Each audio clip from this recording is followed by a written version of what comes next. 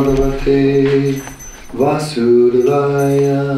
Om Namo Bhagavate Vasudevaya.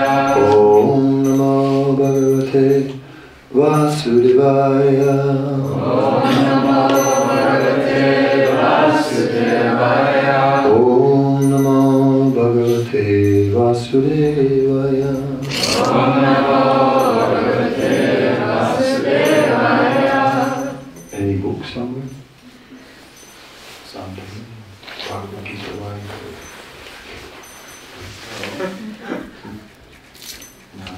No Bhagavad.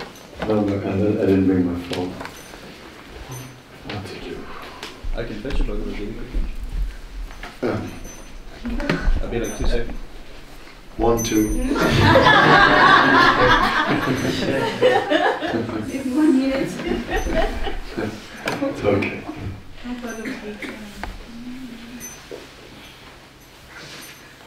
Gosh. That's Putin after Radhastami. It's a bit much. Okay. Pronouns. Te samsarata yuktanam bhajitam pitipurvakam. By always chanting the glories of the Lord and worshipping Him with love, that is how we attain perfection.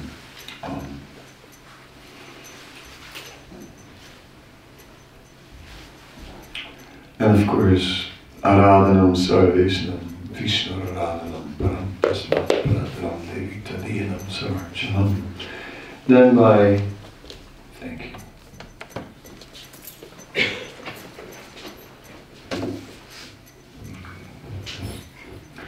Then by worshipping the Supreme Personality of Godhead, we attain perfection.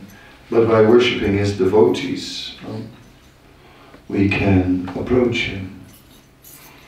Because Nam Prakasa Sarvasya Yogamaya Samavitaha, Krishna remains covered by His Yogamaya energy. So how can we approach Krishna? It is not possible. Only to the extent that the pure devotees reveal Him. Only to the extent that the scriptures reveal Him can we know Krishna. And then, a little bit, little by little, Krishna begins to manifest from within our hearts.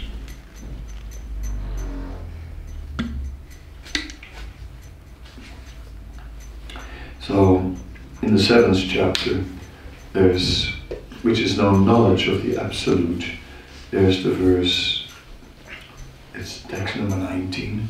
Bhaunam jananamante jnanavamam prapadyate vasudeva saramiti samhatma sudurava. After many birth and death, he who is actually in knowledge surrenders unto me, knowing me to be the cause of all causes and all that is.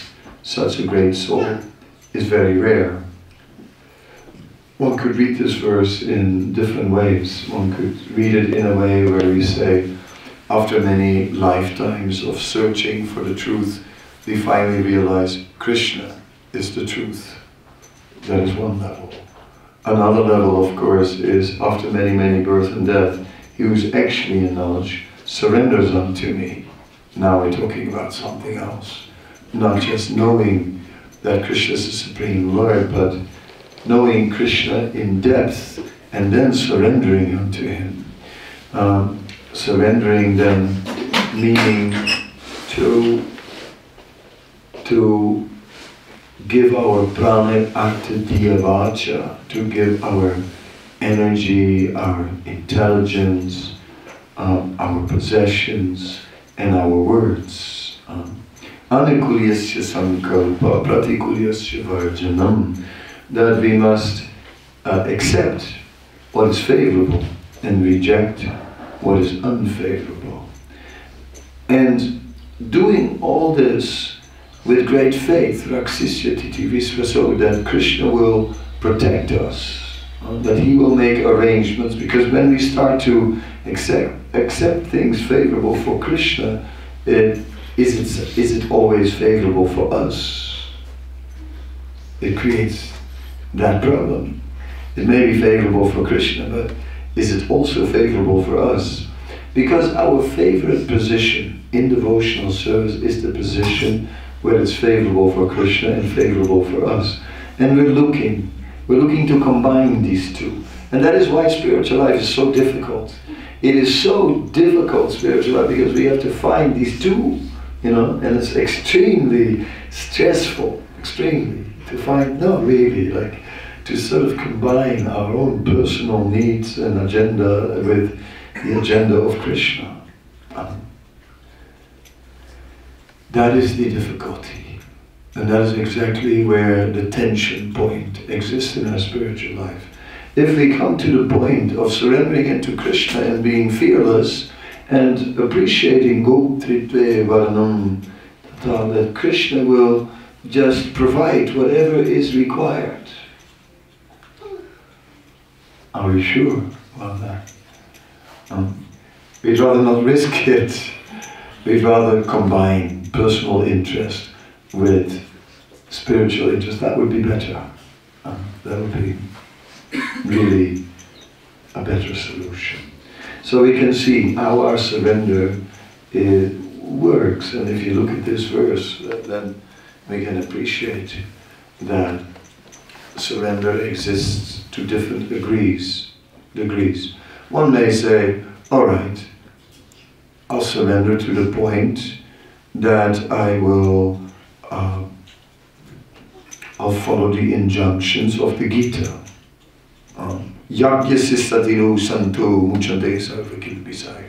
I will only take yagyasista, remnants of what is offered in sacrifice. And whatever can be offered in sacrifice is patram puspam phalam toyam, fruit, flower, leaf, water, and all that. All right, I will do that.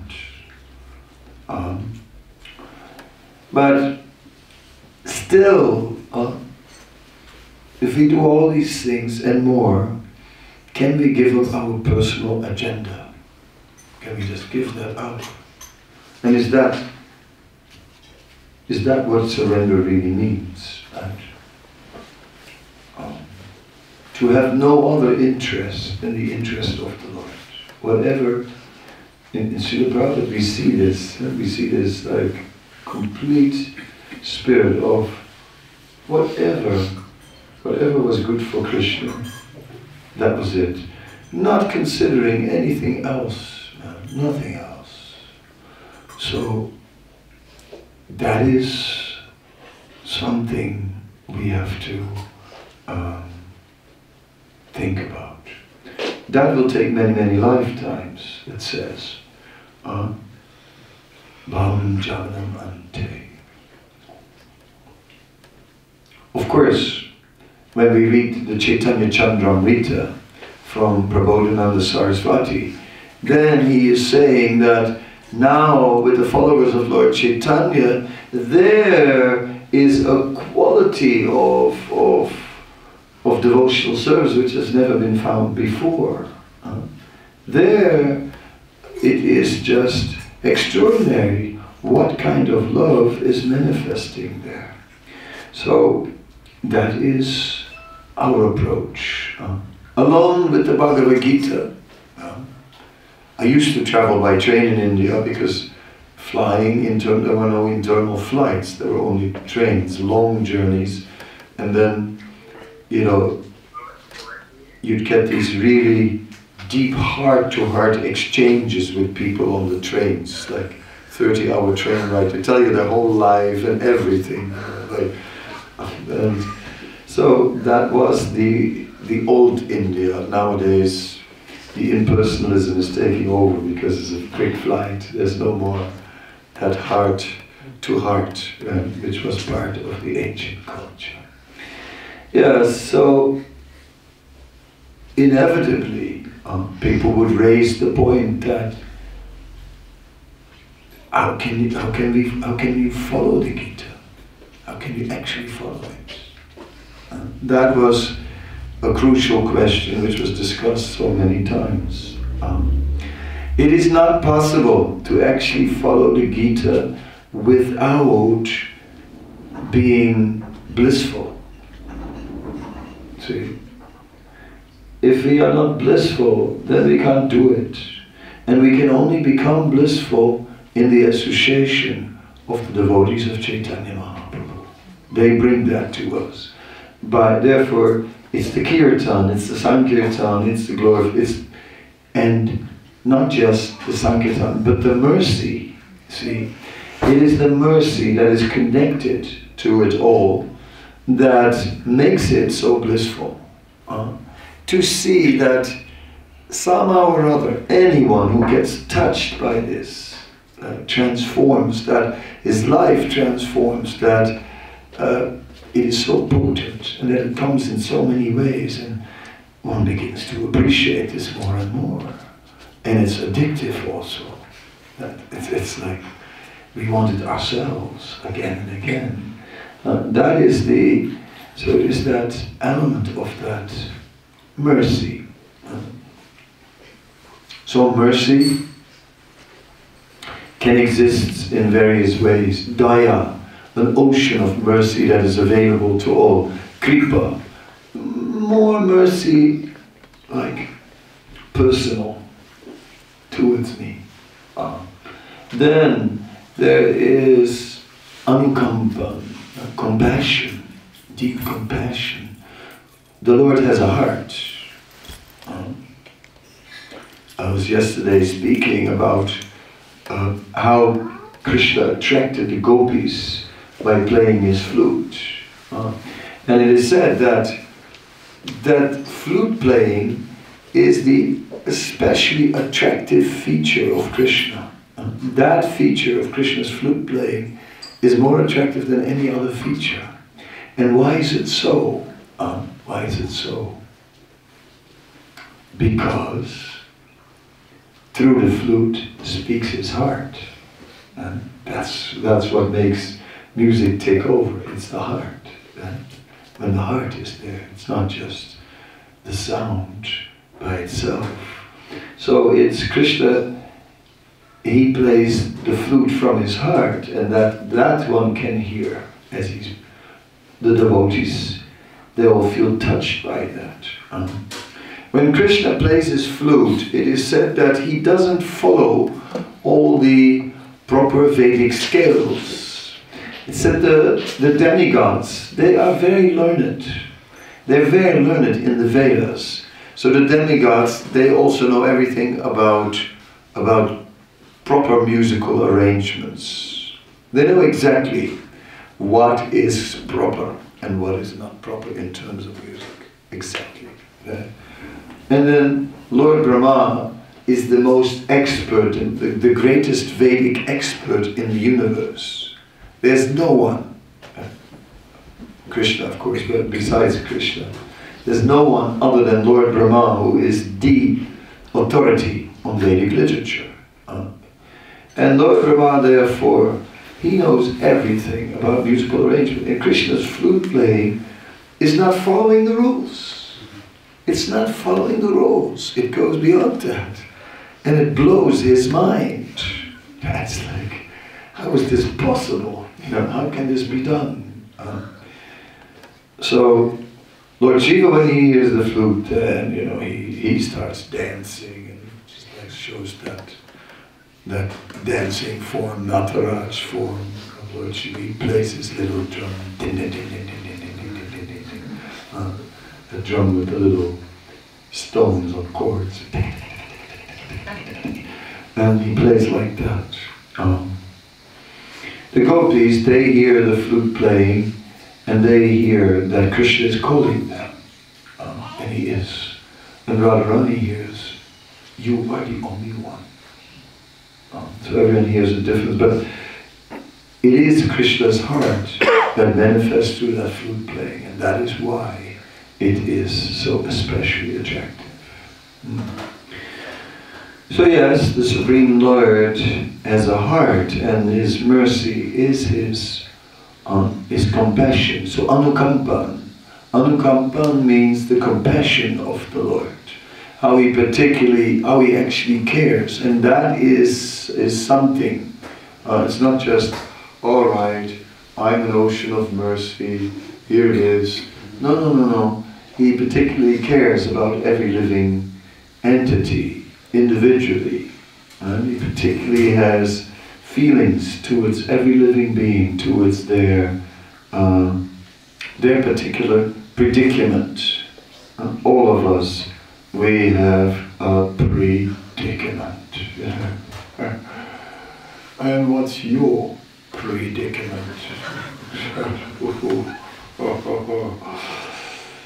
Yes, it's something.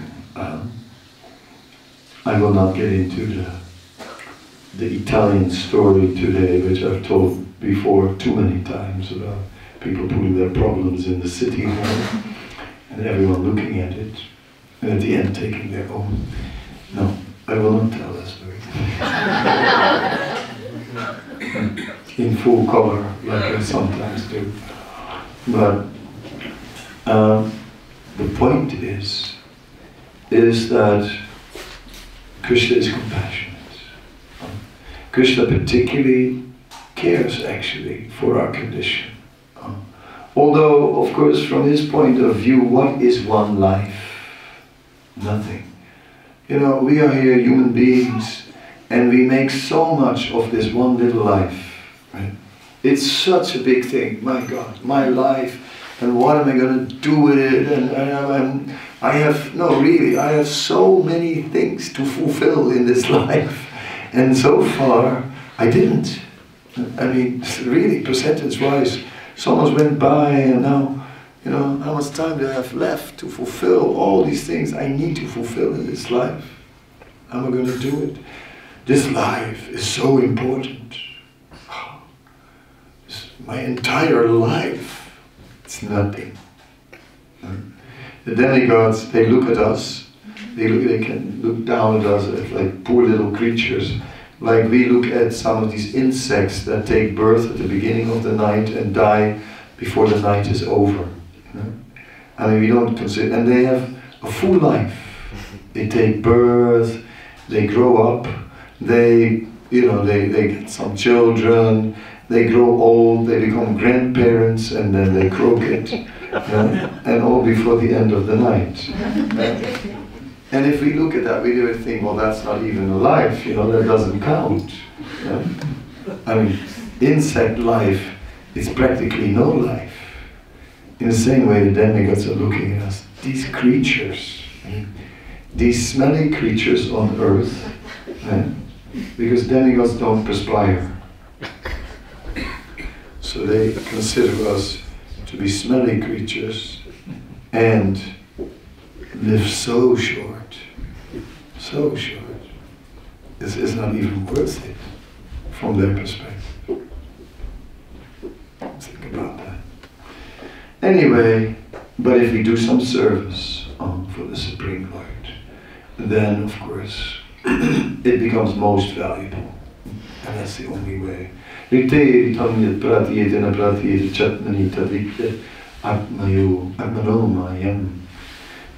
said that the value of something is measured in its relationship with Krishna. And that is very important. So,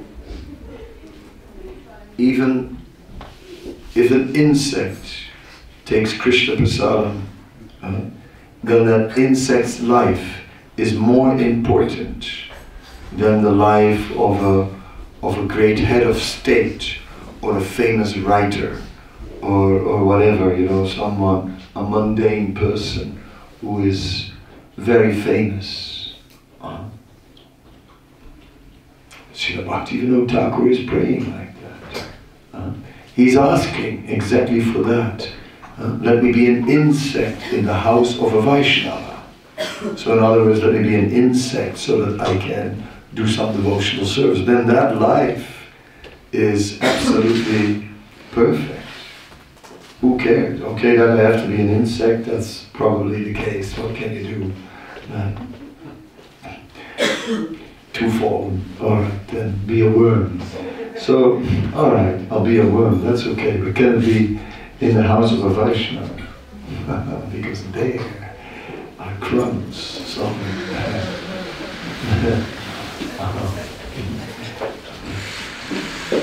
Some insect with a big nose.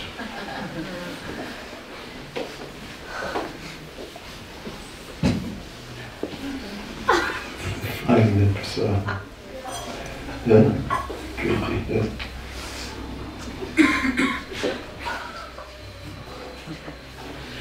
Yes, that's auspicious existence.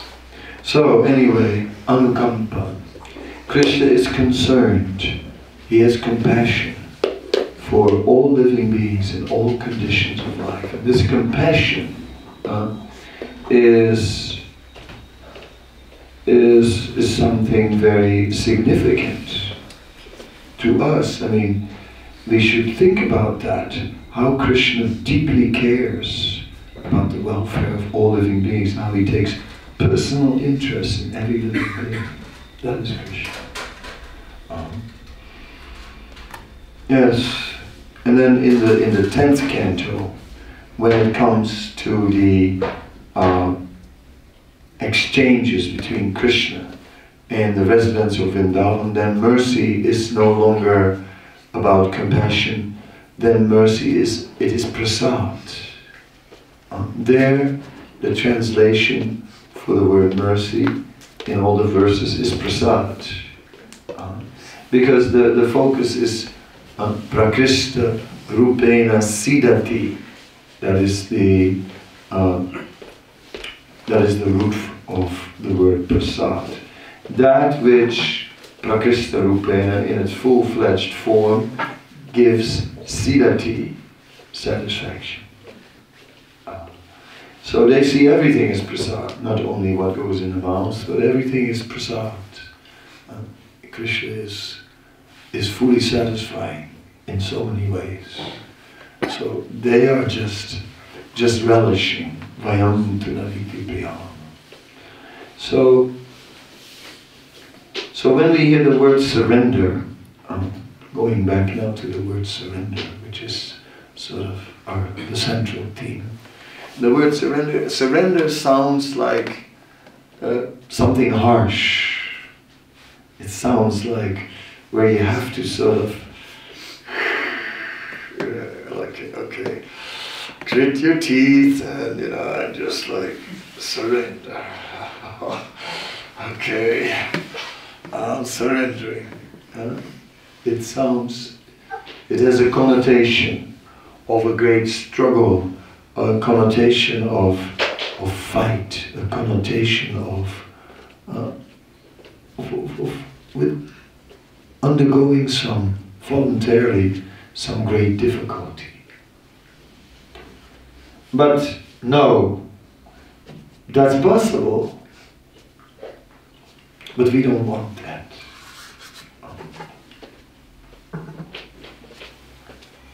Hridayananda Maharaj gave that example. He said, a younger devotee went before Krishna and prayed, "Oh Lord, please purify me." 20 years later he came back before the Lord and he prayed again and he said, "Oh Lord, please purify me softly." I can relate to that. I'm also like, softly please. No, this harsh surrender is difficult. Yes, in the beginning it seems we can do that. I'm doing near Jal on every Ekadashi. It's like, all right, are you feeling okay?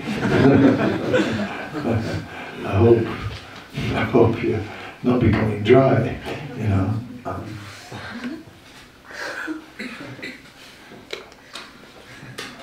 And what do you think to attain by all of that? Of course, if you could only relish Ekadasi and forget about eating, drinking and all these things. But if it's all austerity, then there's no need for so much austerity. It's not our approach. So surrender doesn't need to be so harsh, it doesn't need to be so much of a fight. Just, if there's something we cannot do, all right, don't do it.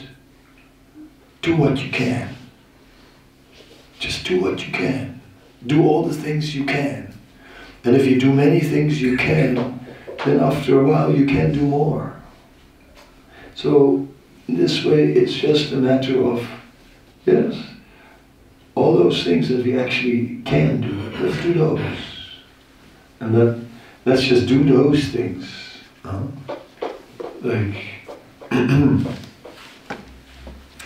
Like some people can sing and I cannot, but I will try it anyway. But that was the harsh surrender. No. Let's just do what we can. Let's just go the natural path. And that is also surrender. That is also surrender. If we just do those things we are good at, those things we can do natural, that is also surrender. Sometimes there is the thought that in surrender you must do all the things that you hate the most. And then you'll make the most advancement. If for Krishna you do all the things you hate the most, then you make the biggest sacrifice, isn't it? I don't know, it's not required. You can also do the things you like for Krishna, and that also works. That works fine, as long as we do many things for Krishna. It is not so much that we get purified in punishing ourselves for Krishna. It is more about connecting with Krishna. That we just connect with Krishna from moment to moment. So naturally the things that awaken taste, oh yes, those things we can do for hours.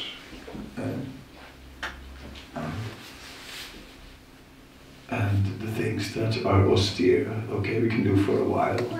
So let us not be, it is about filling our time with service to Krishna, somehow or other. That is what surrender means. Avyakta kalat, from not waste a moment, every moment connected with Krishna.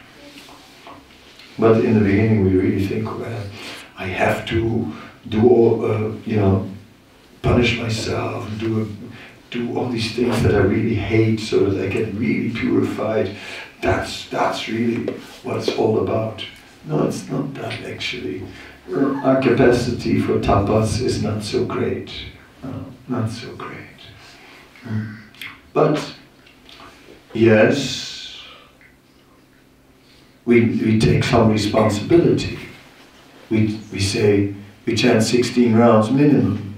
Well, there are days that it's easy, and there are days that it's tough. There are days when the day goes by and they're all left at night.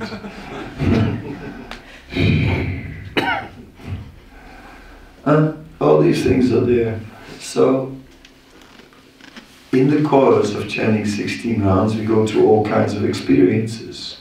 We go through the experience of relishing the chanting. And we'll go through the experience of struggling with the chanting, and so on. That will happen, and a lot in between. So,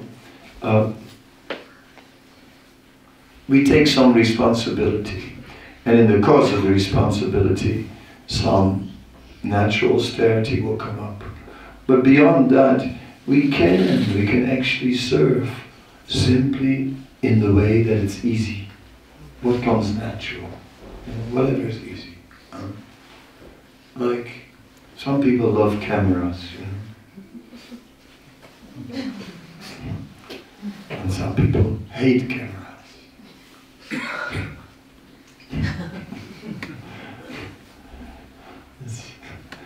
what can be done. Now, I could never, I have a camera, but I could never use the thing. It's too much, you know, to sort of like play with these buttons and settings, and it drives me absolutely insane if I have to apply my mind to things like that. I couldn't do it. So it's not necessary that I become a cameraman, thank God. I can just simply do something else. And that is the art of Krishna consciousness. Simply, prana artha dhyavacha, connect our energy, whatever we have, our possessions, our intelligence, our words, to Krishna, in whatever way is natural to us. So surrender doesn't need to be something harsh. And it takes time to realize that. In the beginning we tend to go for, we really think that harshness is like, well, this is good, you know, but the bath water be a little colder.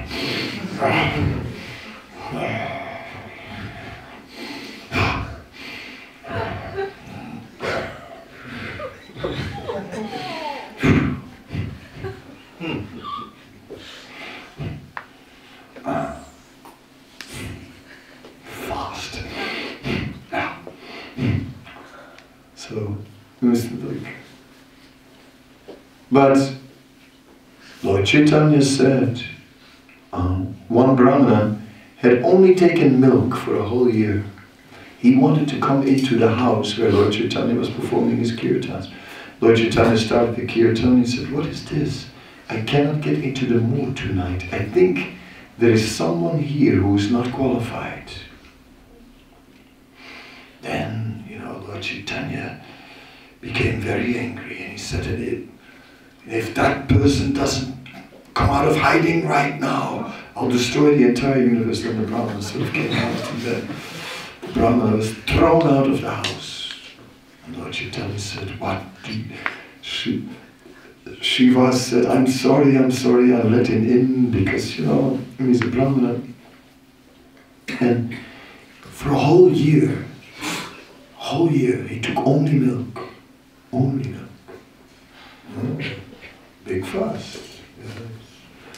Lord Chaitanya said, you know, what do you think? That you can attain me through fasting? So he had the Brahmana thrown out. But as the Brahmana was thrown out, then that Brahmana was so ecstatic. I saw the ecstasy of Mahaprabhu while he was in kirtan. I saw. And when he was so ecstatic outside, then Lord Chaitanya said, "Okay, let it in." then he could come in. But not fasting. No, it's about attachment. So attachment to Krishna comes from serving Krishna. And that can be the way we like to do it. We don't have to punish ourselves.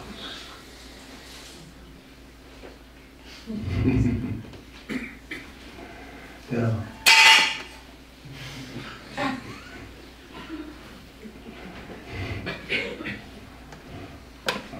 Any questions or comments?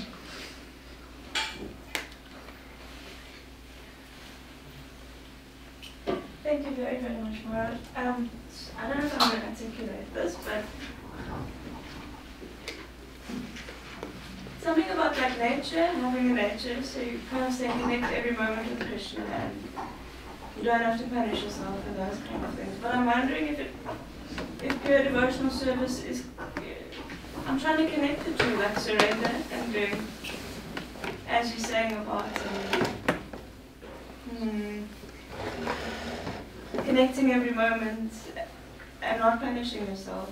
And I wonder if it ever comes to a point, is there like transcending your nature or something? Of course, because I said, and I gave the example of chanting japa. Yeah. You know, sometimes my nature tells me I should sleep. that it's warm in the bed, and that I'm extremely tired, and that I deserve it. Right? But then the other side tells me like, yeah, but then you're going to chant hopeless rounds today. So that's not a good idea. So then we get up and chant. So there the austerity does come in. Yeah. But we don't have to look for it, that was my point. It comes on its own accord. That's for sure. In the course of life there's plenty of austerity. But it's not that we have to look for it, because the philosophy that if I do the things I hate the most for Krishna, then I'll make the most advancement.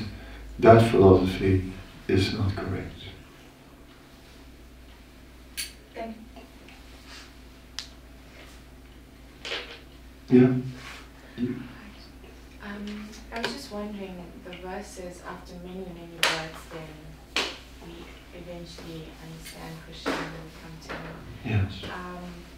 I was wondering why, if we live and we have suffering because of past lives karma, and we're living out the karma and trying to burn it out, why is there also like several hells that you have to go to?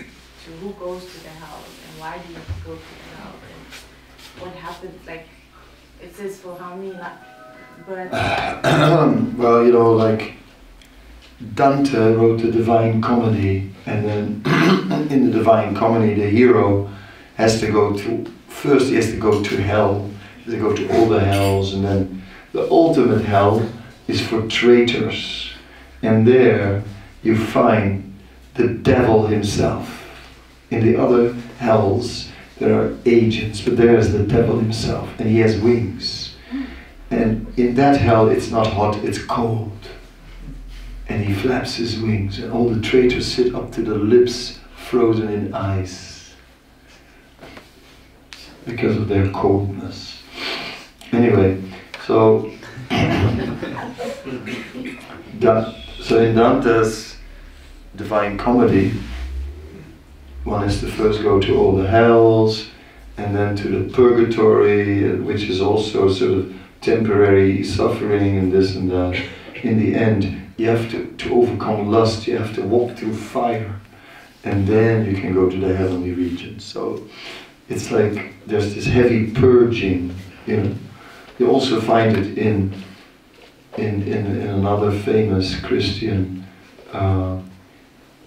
book called The Pilgrim's Progress from John Bunyan, and it's an ancient book, and it's all about like a man on the way to heaven, and he has to go through so many tests, and he has to fight demons on the way and drive all these demons out.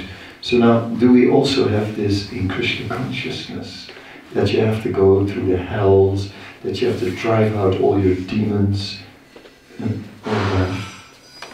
Not in the same way, because we do get purification, and we do get something, but it's different for the devotees than for the karmis. The karmis, the materialists, yes, they go through these hells, they go through all these karmic reactions. The devotees, token karma, token. It's just token. There's a little bit of karma stored in the heart, just from unlimited lifetimes, but you just get a token for it. And then we get the mercy of Mahaprabhu, which accelerates everything. And it goes very fast, so no longer many, many births and deaths. Forget it. This life. Now.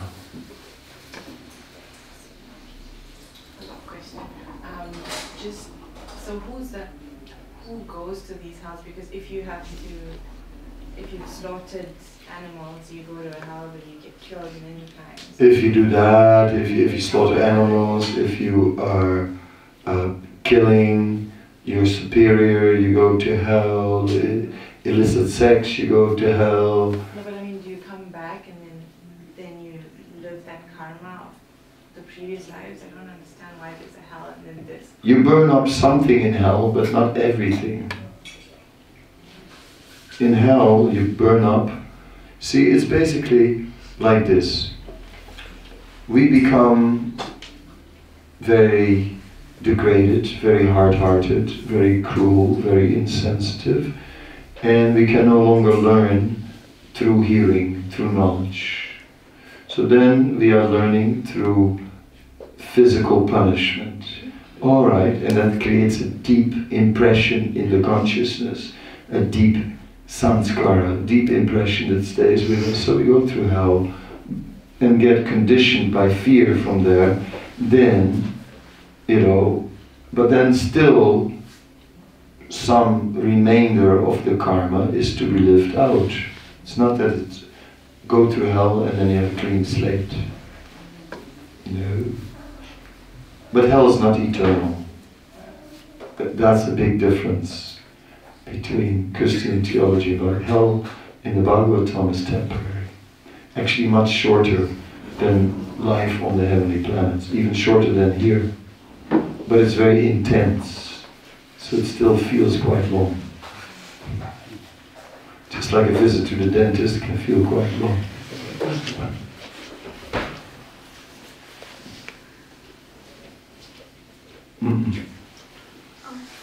I was wondering that through accepting responsibility and service, there's the natural austerity you were speaking about. And that austerity is divine, but that austerity also pushes our surrender, such that to perform this service it would require a finer level of surrender in all the finer aspects also.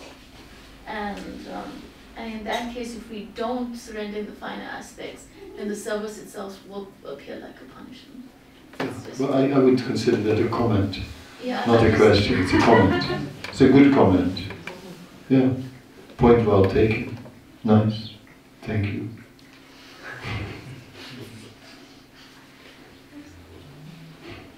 I think there's questions over there. Was there a question in there? Yes. I didn't get it. Because then doesn't it mean that ultimately, whether it's the natural surrender or the not natural surrender, we're going to have to surrender to all the other? Of course. You wanted to sort of not surrender. Yeah.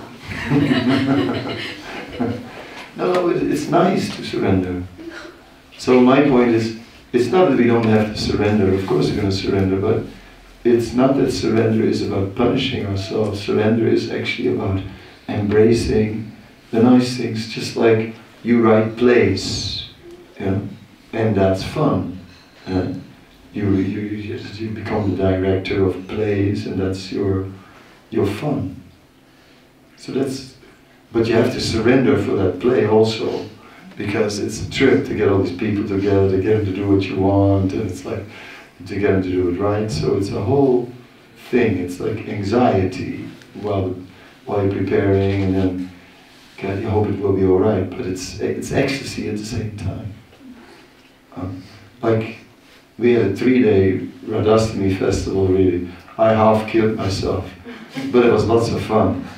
I really enjoyed it while I was really half killing myself, but I enjoyed it a lot. Yeah.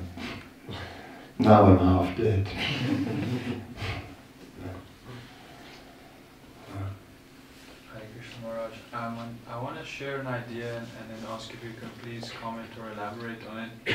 So, the idea of surrender, basically in my short experience of Krishna consciousness so far, there has obviously been very difficult periods or trying times, and then what helped me get through them or helped me to survive those moments was the people that cared about me and the friendships that I have, and how those people extended themselves towards me, maybe even in times when I wasn't at all enthusiastic for devotee association. They would still want to try and associate with me. So it makes me think that if we want to dedicate our whole life to Krishna consciousness, if we want to truly surrender, then that's what will make it possible. And it makes me think that sometimes we become very mechanical in thinking about Krishna consciousness as just another thing we have to achieve or pursue, and then we're just stuck in our own world whereas it's a journey alongside many other friends. So it feels like the best service we can do it is to all help each other in our surrender by being very sincere prayers to each other. Nice. Yeah. And then one day Prabhupada said, and Krishna is your best friend. And the devotee said, no, Prabhupada, you are our best friend. And then Prabhupada said, no, Krishna is your best friend. Because he is omniscient. He knows everything. Then Prabhupada said, I'm not omniscient. I don't know everything. So I may disappoint you. But Krishna will never disappoint you. So ultimately, we realize Krishna is our best friend. Yeah, we need friends. That's very true. Yeah, this movement should be based on friendship. It's like Vaishnavas should be friends. Very important. We do forget sometimes to become friends. But in Cape Town it's not too bad.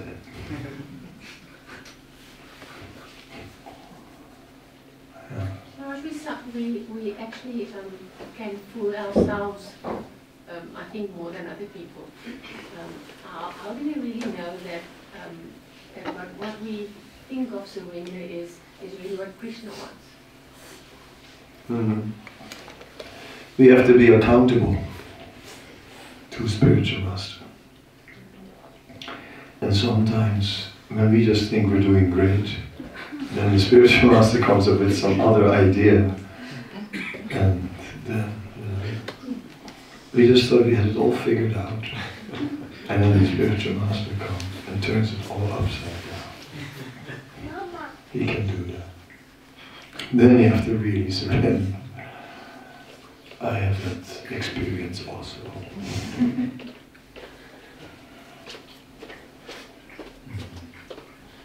Yeah, so we're always connected to superior Vaishnavas. If we would be just alone, then we could easily fool ourselves. Absolutely. And so therefore we have to open up to our spiritual master and allow him to sort of upset our nicely, well-arranged, well-balanced spiritual life.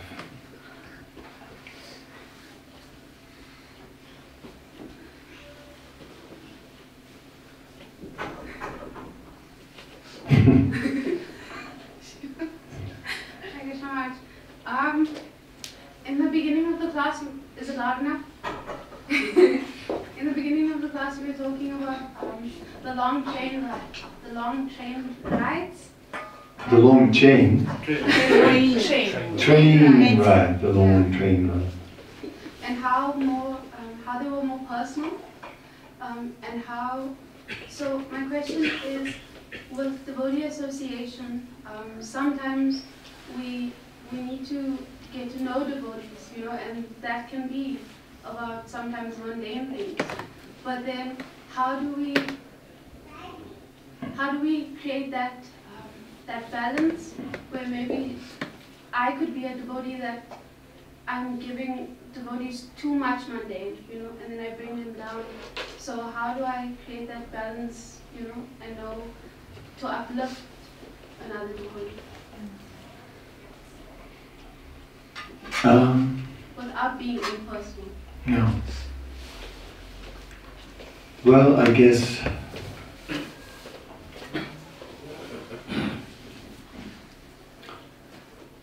we need to share some devotional service together, ultimately. And that's where it's going to become transcendental. So friendship is really good. We can hold each other's hands, sort of say, you're okay, thank you, yeah, you too. It's like that. So friendship means also we're going to do some devotional service together. We're going to help each other in devotional service.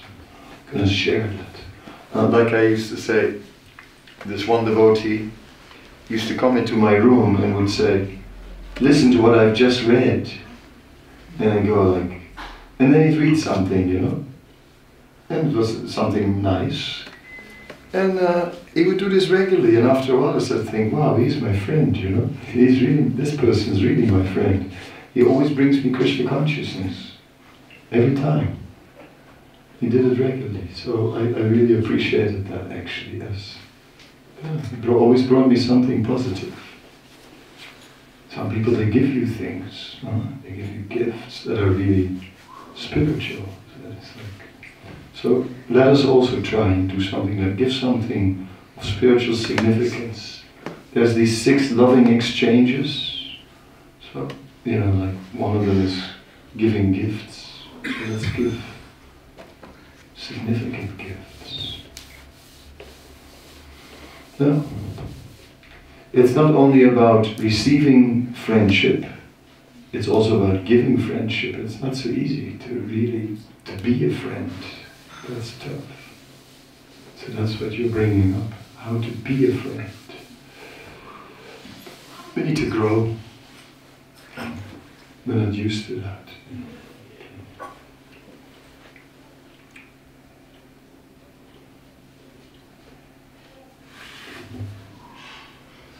Yes. Could it be then, with surrender, that we have to develop sincere gratitude for what goes wrong? Because Krishna allows it, so that we can be grateful to Krishna for this lesson. Yeah. That's also an element of surrender, absolutely. Where we don't always internally fight destiny, right? Why, you know, like, why is this happening? Like Rukmini really had it today, you know, she was like on a flight. What was your original departure time? 8 o'clock? No, I was there at 8, but it was at 10. Okay, so you're supposed to leave at 10 and finally left at 2. No. So that was a long sit, so at times like that you can sort of sit there like, and the bubbles inside, you know. Or you can just sort of accept it. And yeah, I mean, so your approach is very good, like gratitude, to see the lesson, to see the mercy, the compassion of the Lord in there. Yeah. Otherwise I wouldn't have been here. I went to the yoga class and it was full, so...